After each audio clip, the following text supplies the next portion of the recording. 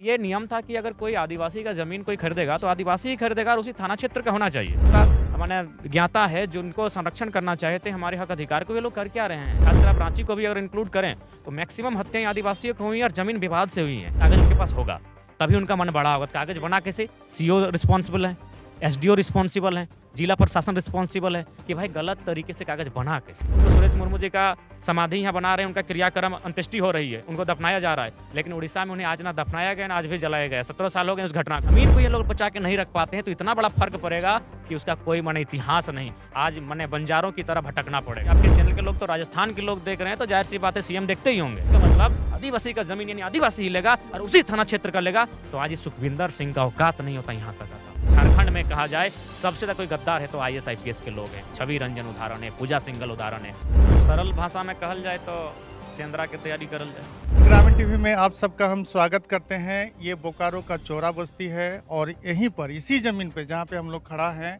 इसी ज़मीन पे 24 तारीख के दिन के ठीक 12 बजे के आसपास सुरेश कुमार मुर्मू जी और उनके परिवार के कई सदस्य उन्हीं के ज़मीन को अतिक्रमण किया जा रहा था भूमाफिया के द्वारा, उसे मुक्त कराने के लिए आए थे, जिसमें सुरेश कुमार मुर्मू की हत्या कर दी गई थी। दादाजी हमारे जयराम दा पहुँचे हुए हैं।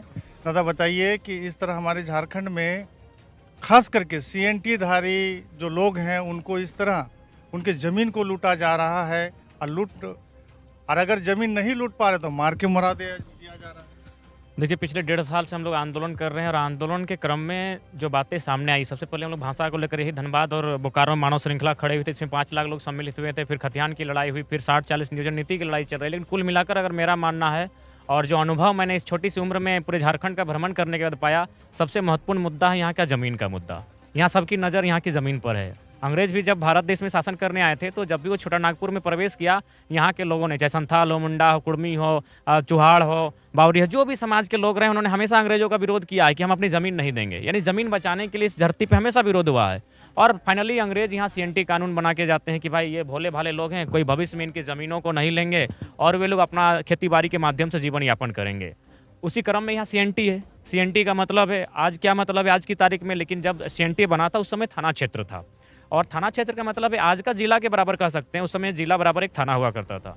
यानी ये नियम था कि अगर कोई आदिवासी का ज़मीन कोई खरीदेगा तो आदिवासी ही खरीदेगा और उसी थाना क्षेत्र का होना चाहिए। यदि कोई अन्य समुदाय है तो उसका भी ज़मीन अगर कोई खरीदेगा तो उसी समुदाय का आदमी खरीदेगा, लेकिन वो थाना क्षेत्र का होना चाहिए। तो चलिए आज के डेट में हम लोग जिला मान सकते हैं। तो ऐसे क्रम में यदि यूपी, बिहार, राजस्थान के लोग यहाँ ज़मीन खरीद लेते हैं, वो भी किसी आदिवासी की ज़मीन खरीदते हैं, सीएनटी की ज़मीन को खरीदते हैं, एसपीटी की ज़मीन को खरीदते हैं, तो ये बहुत बड़ा दुर्भाग्य का विषय है। लोकतांत्रिक देश में सवाल खड़ा होता है कि यहाँ की जो विधि व्यवस्था है, जिनको संरक्षण माने कानून का माने ज्ञाता है, जिनको संरक्षण करना चाहते हैं हमारे हक अधिकार को, ये लोग कर क्या रहे हैं। आज अगर सीएनटी का इस प्रकार उल्लंघन होगा, इस प्रकार आदिवासी मूलवासियों की ज़मीनों को छीना जाएगा मार पीट कर, उनकी जान लेकर, तो ये बहुत दुर्भाग्य का विषय है। ऐसे लोकतंत्र पर हमेशा सवाल चिन्ह खड़ा होगा। तो उसी क्रम में आज चाहिए कि इन हत्याओं से, चूंकि आज सबसे ज़्यादा अगर हत्याएं हुई हैं पिछले कई सालों को, और खासकर आप रांची को भी अगर इंक्लूड करें तो मैक्सिमम हत्याएं आदिवासियों को हुई और ज़मीन विवाद से हुई हैं। यानी सभी जानते हैं कि आदिवासी की ज़मीन सरल है, सरल इंसान है, भोला भाला इंसान है, खेती के माध्यम से जीवन यापन करने वाला इंसान है। कोई कहेगा नहीं ये लोग दबंग प्रवृत्ति के लोग नहीं है, ये लोग माफिया प्रवृत्ति के लोग नहीं है। इनके ज़मीन को आसानी से मतलब अतिक्रमण भी किया जा सकता है, इन पर दबाव बनाया जा सकता है क्योंकि सरल लोग हैं। उसी क्रम में पिछले हमारे पास सर्वे का रिकॉर्ड था, उसमें लगभग 4000 हत्याओं का हम जिक्र था। लगभग मैक्सिमम हत्याएं ज़मीन विवाद से संबंधित थी।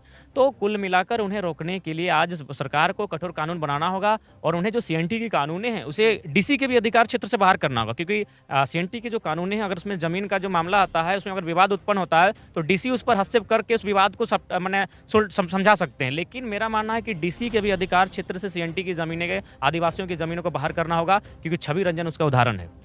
क्योंकि डीसी हमारे नहीं है, डीसी अन्य प्रदेशों से बन के आ रहे हैं, अन्य राज्यों से आ रहे हैं, तो जाहिर सी बात है वो लूट के मकसद से आएंगे। और आज अगर इसी ज़मीन की अगर हम बात करें तो जाहिर सी बात है जो लोग इस ज़मीन को कब्जा करने के लिए आए हैं, वे दबंग है, वे माफिया, वे हत्यारे भी हैं, लेकिन कहीं ना कहीं कोई ना कोई गलत कागज उनके पास होगा तभी उनका मन बड़ा होगा। कागज बना कैसे? सीओ रिस्पॉन्सिबल है, एसडीओ रिस्पॉन्सिबल है, जिला प्रशासन रिस्पॉन्सिबल है कि भाई गलत तरीके से कागज बना कैसे। तो इसीलिए केवल और उन हत्यारों पर मुकदमा तो होगा ही, हत्यारों को सजा तो मिलेगा ही, लेकिन उसके साथ साथ जो यहाँ के चास के सीओ हैं, जो एसडीओ हैं उन पर भी शोकाज जारी हो कि उस ज़मीन पर जो सीएनटी की ज़मीन है, जो एक आदिवासी की ज़मीन है, उस पर माने सुखविंदर सिंह नामक व्यक्ति अपने टोली के साथ आया कैसे, इस ज़मीन पर वो आया कैसे। इसीलिए हत्यारों को मुकदमा के साथ साथ स्थानीय सीओ और एसडीओ के साथ साथ जो ज़मीन संबंधित पदाधिकारी हैं उन पर भी शोकॉज हो और उन पर भी जवाबदेही मांगी जाए, और नहीं तो उन पर भी कानूनी कार्रवाई की जाए। जब तक उन पर कानूनी कार्रवाई नहीं होगी, इस तरह की हत्याएं बोकारो और धनबाद और रांची में, खासकर 3 जगह, और एक जमशेदपुर को ले सकते हैं, इन 3-4 जगहों में बहुत सारी हत्याएं आने वाले दिन होंगी, क्योंकि इनकी संख्या बड़ी है। ये तो अतिक्रमण में रहने वाले लोग हैं, जो लोग अन्य प्रदेशों से यहाँ आए हैं, खटने कमाने के लिए आए हैं, धीरे धीरे उनकी संख्या बढ़ी है। उसके बाद आज के डेट में अगर सबसे ज्यादा कमाई का जरिया है तो वो जमीन का है। आज के डेट में जो जमीन का ब्रोकर है, जितना कमाता है उतना कोई एक सरकारी अफसर नहीं कमाता है। तो जमीन ब्रोकर क्या करेंगे, जमीनों को सस्ते दामों में हमसे कब्जा करेंगे या तो धमका के लेंगे, और फाइनली उन जमीनों को उनको बेचेंगे जिनकी संख्या यहाँ बढ़ रही है। अभी बोकारो की आबादी बढ़ चुकी है, जो शहरी आबादी है वो जाएगी कहाँ, अपने गांव तो जाएगी नहीं, उनको जमीन चाहिए पांव पसारने के लिए। तो फाइनली जमीन का कारोबार आने वाले दिनों में बहुत धड़ल्ले से होगा। तो ऐसी परिस्थितियों में अगर अधिकारियों पर कानूनी कार्रवाई नहीं होती है तो आने वाले दिनों में भविष्य में आपको ऐसी जमीन संबंधित हत्याओं की घटनाएं बहुत ज़्यादा देखने को मिलेगी। तो आज मेरा मानना है कि आज सरकार को इस बात का हस्तक्षेप करना चाहिए और उन्हें जमीन संबंधित जो कानून हैं उनको मजबूत करना चाहिए, और उन्हें स्पष्ट डीसी के अधिकार क्षेत्र से बाहर करना चाहिए। जमीन संबंधित मामला सीधे न्यायालय में होना चाहिए। न्यायालय के अलावा किसी के अधिकार क्षेत्र में आप नहीं रख सकते, क्योंकि हम किसी भी डीसी पर ट्रस्ट नहीं कर सकते। यही देखिए बोकारो के डीसी, इतनी बड़ी घटना घटी, किसी को जान से मार दिया जाता है, उसका जमीन पर जाके मार दिया जाता है। महोदय अभी तक दर्शन देने नहीं आ पाए हैं। अरे एक मुट्ठा मिट्टी देने आ जाते, कम से कम सहानुभूति देने के लिए आ जाते, लेकिन अभी तक डीसी नहीं आ पाए, ना कोई एसपी महोदय आ पाए हैं। तो इस बात को समझ सकते हुए हमारे राज्य के नहीं होने के, मैक्सिमम लोग हमारे राज्य के नहीं होते हैं, जो वरीय पदाधिकारी होते हैं, जो IAS IPS के होते हैं। तो इसीलिए जमीन संबंधित जो भी कानून है उसे उनके अधिकार क्षेत्र से बाहर किया जाए और उन्हें जितना मजबूत हो सके मजबूत बनाया जाए। नहीं तो आने वाले दिन झारखंड के लोग अपनी ज़मीन को बचाने के लिए यूं ही जान देते रहेंगे।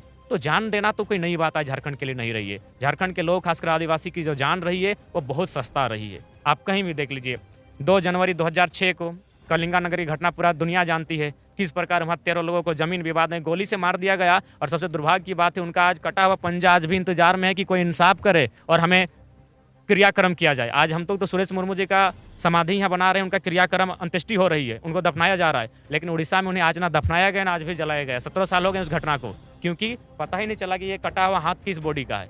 इतना बेरहमी के साथ जमीन विवाद में उनको मारा गया है।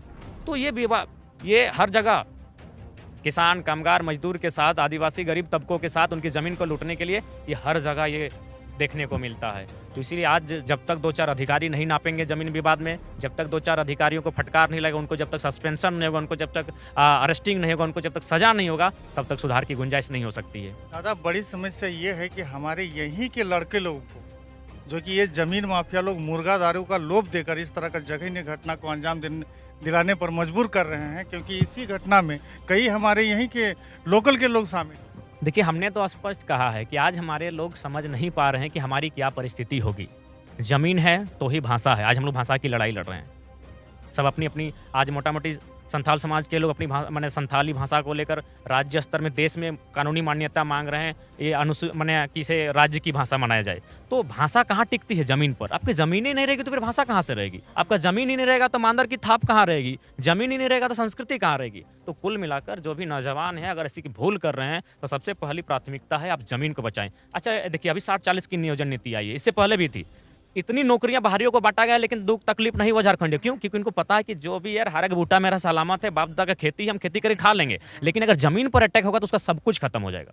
मोटा मोटी अभी जो बहाली आई, 3600 मास्टर की जो बहाली आई, हमको लगता है 1500 या फिर 1000 से 1500 के बीच यूपी बिहार के लोग यहाँ मास्टर बने, लेकिन उतना फर्क नहीं पड़ा है। लेकिन यदि जमीन को ये लोग बचा के नहीं रख पाते हैं तो इतना बड़ा फर्क पड़ेगा कि उसका कोई माने इतिहास नहीं। आज माने बंजारों की तरह भटकना पड़ेगा। तो इसीलिए जमीन को अगर ऐसे युवा गलती कर रहे हैं तो भविष्य को देखें, क्योंकि अभी युवा मान के चलिए उम्र 18 से 25 है, उन्हें अभी अच्छी गाड़ियों में घूमना अच्छा लगता है, DSLR। हम लोग का जो देखें अभी कल्चर देख रहे हैं झारखंड पैसों के लिए अपनी पूरी जिंदगी बर्बाद कर ली। चंद पैसा तो बहुत दूर की बात है। अगर उनको एक DSLR दे दिया जाए तो बना रोज फिल्टर करके इंस्टा में पोस्ट करते करते उनका लाइफ अभी चल रहा है। लेकिन वे समझ नहीं रहे कि 20 साल बाद मेरा भविष्य क्या होगा। जब ये उम्र पार हो जाएगी, जब थोड़ा सा पेट का वजन बाहर आएगा, आँख की झुर्रियाँ जब थोड़ी सी काली हो जाएंगी और ये काले बाल जब हल्का सफ़ेद हो जाएंगे, तब उसे आभास होगा कि हम क्या भूल कर रहे हैं। तो हम चाहेंगे कि उस समय तब तक दूर हो जाएगी और माने काफ़ी देर हो जाएगी, काफ़ी लेट हो जाएगा, इसलिए अभी संभल जाएँ। अगर आज आप नहीं समझते हैं ज़मीन विवादों को लेकर, ज़मीन मसलों को लेकर, तो आने वाला दिन बहुत संकट होने वाला है। और मेरा मानना है कि ज़मीन कानूनों को सबसे ज़्यादा मजबूत किया जाए। 1932 के खतियान और 60-40 की नियोजन नीति से भी कहीं ज़्यादा महत्वपूर्ण है आज झारखंड में ज़मीन विवाद। आप कहीं चले जाइए, देखिए कल डालमिया में ज़मीन विवाद को लेकर धरना है। अभी बीसीसीएल के एक साथी फ़ोन किए थे एकरा लोयाबाद से, वहाँ ज़मीन विवाद है। आपका इलेक्ट्रो स्टील में देखते हैं ज़मीन विवाद है, बीएसएल में ज़मीन विवाद है, सिंदरी हर्ल में ज़मीन विवाद है, हर जगह ज़मीन विवाद है। यानी सबसे इम्पोर्टेंट अगर कुछ है झारखंड में तो ज़मीन की लड़ाई है। चाहे सिद्धू कान्हू के नेतृत्व का आंदोलन हो, बिरसा मुंडा का आंदोलन हो, भागीरथ मांझी का आंदोलन हो, रघुनाथ महतो का आंदोलन हो, या नीलांबर पीताम्बर का आंदोलन हो, या शेख भिखारी का आंदोलन हो, जितना भी आंदोलन झारखंड में हुआ है ज़मीन को बचाने के लिए कि अंग्रेजों को हम ज़मीन नहीं देंगे। तो आज भी तो अंग्रेज यहाँ चल रहे हैं, बस गोरे अंग्रेज चले गए, काले अंग्रेज, गोरे अंग्रेज। लेकिन दादा यहाँ के लोग बाहरी लोगों को जमीन देंगे, अगर नहीं देते तो इतना घर कैसे बनता? यही मैं बिल्कुल आपने सही कहा कि दोषी हमारे लोग भी हैं। आज अगर उनका मनोबल बढ़ा है तो उसका कहीं ना कहीं हम लोग भी दोष हैं। तो इसीलिए हम बार बार अपील भी कर रहे हैं। आज 1.5 साल से लगभग 1,500 सभाएं कर चुके हैं। हर सभाओं में हम ज़मीन को प्राथमिकता देते हैं कि अपनी ज़मीन को बचाइए। ज़मीन बचेगी तो भाषा बचेगी, संस्कृति बचेगी, परिवार बचेगा, गाँव बचेगा, घर बचेगा, समाज बचेगा। अगर ज़मीन ही नहीं रहा तो जिस व्यक्ति का ज़मीन नहीं, उसका ना जात, ना धर्म, ना समाज। चले जाइए बोकारो का जो स्टेशन है, वहाँ आपको मिल जाएंगे बहुत सारे लोग जिनकी ज़मीनें नहीं है। सुबह मंदिर में, शाम को मस्जिद में गुजरता है। दादा ये सीएनटी की ज़मीन थी और जो सुरेश कुमार मुर्मू जी है ये 5 साल से सीओ के यहाँ, पुलिस के यहाँ चक्कर लगा रहे थे। तो सीएनटी की ज़मीन आखिर चक्कर लगाना, देखिए सबसे बड़ा कारण है पैसा। इन लोगों को पता नहीं, जो लोग आईएएस आईपीएस बन के आए हैं उन्हें आभास है कि नहीं एक दिन मौत उनको भी आएगी। उनको ऐसा लगता है कि शायद उनको मौत एक दिन नहीं आएगी, इसीलिए गरीबों की मौत को वे मजाक ले लेते हैं। सबसे बड़ा कंडीशन है पैसा। सही बात आपने कहा। अगर जैसा कि 15 दिनों से चर्चा थी जमीन विवाद को लेकर, जब बाउंड्री वाल बन रहा था तो रातों रात तो खड़ा नहीं हुआ था। और जब बाउंड्री वाल हो रहा तो जाहिर सी बात है, चाहे सुरेश मुर्मू हो या फिर अन्य जो जमीन के मालिकाना हक रखने वाले लोग हैं, वे तो सूचना दिए होंगे। कम से कम स्थानीय थाना प्रभारी को तो सूचना जरूर दिए होंगे कि भाई हमारी ज़मीन को जबरन कब्जा किया जा रहा है। अगर उसी समय त्वरित एक्शन कार्रवाई की जाती तो आज इतना बड़ा विवाद नहीं होता। सुरेश मुर्मू की जान बचाई जा सकती थी और साथ ही साथ जो लोग आज जख्मी हुए हैं, जो आज भी गंभीर स्थिति में है, उनको मैंने अभी स्वस्थ होते हैं। तो कुल मिलाकर सारा चीज़ है कि पैसा का खेल है। बड़ी राशि हुए लोग जो भी आज धनबाद बोकारो में जो लोग बाहर के लोग ज़मीन ले रहे हैं, बहुत भारी रकम अदा करके ज़मीन ले रहे हैं। आप गांव घर में तो 8,000 9,000 डिसमिल आपको समझ में आता है। हमको लगता है जब शहरों में, खासकर जब बाहर के लोग आते हैं तो 3 से 4 लाख 4 लाख जी भी हम 3 लाख 4 लाख रुपया प्रति डिसमिल यहाँ ज़मीन है। यानी सबसे बड़ा खेल अगर किसी चीज़ का है तो पैसों का खेल है। और उस पैसों की चकाचौंध के आगे सीओ भी पस्त है और जो भी स्थानीय पदाधिकारी हैं सब उसके आगे दम तोड़ दिए हैं। तो ऐसी परिस्थिति में अब ग्रामीणों को ही अपनी एकजुटता का, अपनी ताकत का और अपनी शक्ति का प्रयोग करना होगा। एकदम सरल भाषा में दादा कि रोकल किसे हते माने किसे हमारे रोके पारबो ई चीज। सरल भाषा में कहल जाए तो सेंद्रा की तैयारी करल जाए। सरल भाषा में दुखी आदमी, हम भी पढ़ा लिखा छात्र हैं, साल भर से संविधान का बात किए, लेकिन जिस प्रकार जमीन के लुटेरों का आतंक है, और इसमें सबसे बड़ा बात है एक आम आदमी अगर जमीन लूटता तो हम कोर्ट का चक्कर काटते हैं, केस मुकदमा करते हैं, हमको इंसाफ मिल जाता। हमारा सामना बड़े बड़े उद्योगपतियों से है, अरबपतियों से है, कानून मजाक है। इसीलिए अगर जमीन बचता है तो मुझे लगता है कम शब्दों में सेंद्रा की तैयारी की जाए। तो आप लोग समझ सकते हैं जयराम दा जो बात कह रहे हैं, आने वाले समय में आप लोगों को ज़मीन किसी भी हाल में 1 इंच बेचना नहीं है, और बेचोगे तो कम से कम झारखंड के लोगों को बेचोगे। और अंत में दादा कुछ बोलिए, क्योंकि बहुत सारी बातें आपने कह दी और लोग समझ भी गए। नहीं, झारखंड के भी लोग नहीं, जो नियम है हमारा सीएनटी का, जो लोग जिस वर्ग के हैं उसी वर्ग को जमीन, जैसे एसटी वर्ग को ही जमीन बेचेगा, अभी उसी थाना क्षेत्र के अंतर्गत, थाना क्षेत्र के बाहर नहीं। झारखंड के भी लोगों को नहीं जाएगा, क्योंकि झारखंड के जो लोग हैं, झारखंड विभिन्न आइडेंटिटी है। सिमडेगा का अलग कल्चर है, बोकारो में थोड़ा अलग कल्चर है, साहेबगंज अलग कल्चर है। तो इसीलिए जो हमारा सीएनटी का कानून है कि एक थाना क्षेत्र के अंतर्गत ही जमीन लिया जाएगा। और हम माननीय मुख्यमंत्री को आपके चैनल के माध्यम से, क्योंकि आपके चैनल के लोग तो राजस्थान के लोग देख रहे हैं, तो जाहिर सी बात है सीएम देखते ही होंगे, ये आपके लिए भी बड़ी बात है। तो आपके चैनल के माध्यम से और आपके साथ साथ तमाम लोकतंत्र के मीडिया बंधुओं के माध्यम से संदेश देंगे माननीय मुख्यमंत्री को कि वोट के समय जाति की राजनीति ना करें। आप वास्तव में आज आदिवासी प्रदेश कहा जाने वाला झारखंड सबसे अगर प्रताड़ित कोई हुआ है तो आदिवासी हुआ है। अब जो भी आंकड़े आपको उठाना है, जमीन अधिग्रहण का, हत्याओं का, जो भी शोषण हुआ है, तो इसीलिए सबसे पहले मुख्यमंत्री को ही पहल करना होगा और उन्हें अपना, देखिए समाज जब बचता है जब आप सेक्रीफाइस करते हैं, तो माननीय मुख्यमंत्री को सबसे पहले सेक्रीफाइस करना होगा। उन्होंने भी सीएनटी का उल्लंघन किया है, थाना क्षेत्र से बाहर जमीन लिए हैं, तो इसलिए सबसे पहले जो जमीन जिनकी भी थी उनको वापस करना होगा, उनको भी, तभी आप उदाहरण दे सकते हैं। नहीं तो उन्होंने जो दोष किया है और उन्होंने जो गलती दोहराई है उसका नुकसान समाज को भुगतना पड़ेगा, उनका नुकसान अन्य झारखंडियों को भुगतना पड़ेगा, और आज उसी का परिणाम है। अगर हमारा कानून मजबूत होता कि सीएनटी की जमीन का मतलब आदिवासी का जमीन यानी आदिवासी ही लेगा और उसी थाना क्षेत्र का लेगा, तो आज सुखविंदर सिंह का औकात नहीं होता यहाँ तक आता। हम लोगों ने जगह दिया है, हमारे लोगों ने कहीं ना कहीं उनको मनोबल बढ़ाने का काम किया है, तब आज वो यहाँ तक आया और हमारे लोगों को हत्या करके चला जाता है, मार पीट कर चला जाता है। लोकतांत्रिक देश में, गांधी के देश में हत्या करके चला जाता है, तो कहीं ना कहीं अगर मन बढ़ा है तो उसके लिए हम दोषी हैं, हमारे वे लोग दोषी हैं जिनको हम लोग चुनकर भेजे हैं। ये पहली घटना नहीं है दादा, कुछ दिन पहले गोली कांड भी हुआ। ये पहली भी नहीं है, ये आखिरी भी नहीं है।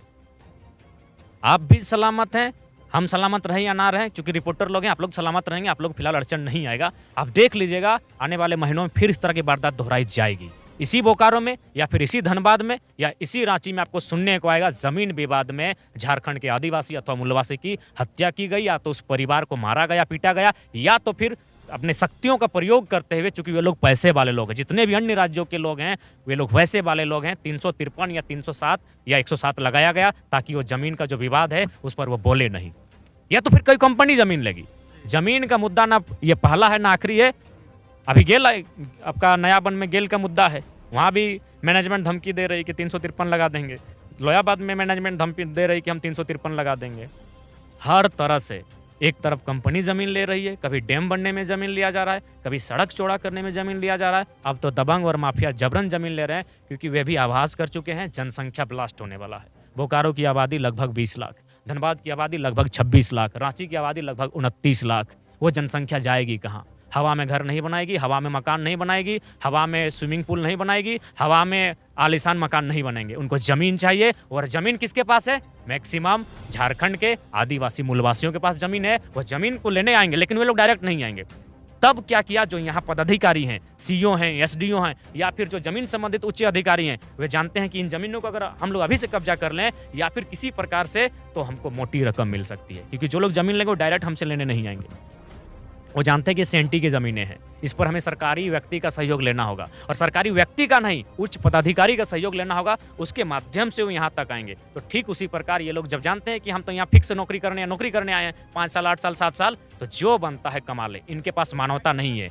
आईएएस जो होता था ना, देश में सब लोग इंस्पायर मैंने अपना रोल मॉडल मानते थे आईएएस को। आज सबसे ज़्यादा अगर झारखंड में कहा जाए सबसे ज़्यादा कोई गद्दार है तो आईएएस आईपीएस के लोग हैं। छवि रंजन उदाहरण है, पूजा सिंघल उदाहरण है। पता नहीं लोग इतना पैसा कमा के कहाँ लेकर जाएंगे, कहीं लेकर नहीं जाएंगे। यहीं आज जहाँ सुरेश मुर्मू जी को दफन करने आए, कोई दफन होगा, कोई शमशान में जाएगा, कोई कब्रिस्तान में जाएगा।